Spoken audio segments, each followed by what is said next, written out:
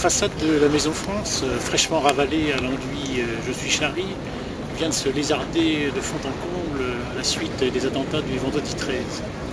Et au fur et à mesure de l'enquête menée dans le cadre de ces attentats, on découvre que la radicalisation a déjà pénétré toutes nos grandes entreprises, la RATP, la SNCF, Air France, Servette, etc. L'avancée de ce cancer est assez importante et on ne tardera pas à trouver des métastases au milieu de la police et de l'armée. Il faudrait cesser de distraire l'opinion publique avec les bombardements en Syrie assez dérisoires par ailleurs, pour bien faire comprendre que le défi est dans la maison.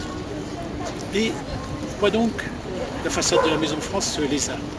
Eh bien, pour une bonne et simple raison, c'est que depuis un bon siècle, la pensée laïco-maçonnique a sapé méthodiquement les fondations de cette maison, à savoir les valeurs chrétiennes, avec, il faut bien l'accepter, une tacite acceptation du clergé français qui est resté complètement inerte. La situation est donc grave et il faut qu'on cesse de gonfler mes vieilles roubignoles avec cette laïcité qui prétendument serait un projet de société.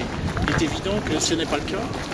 Tout au plus, ça peut être un règlement intérieur, mais qu'un règlement intérieur n'a jamais prouvé la solidité de l'édifice.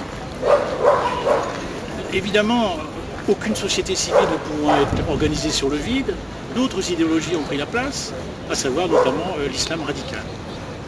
Et il faudrait donc, à l'occasion de ce massacre des saints innocents du vendredi 13, il y ait un sursaut et qu'on se décide à reprendre en sous-œuvre les fondations de cette Maison France, qui, ne l'oublions pas, est passée de la première fille de l'Église à l'apostasie. Au passage, d'ailleurs, l'apostasie est condamnée de mort dans la religion musulmane.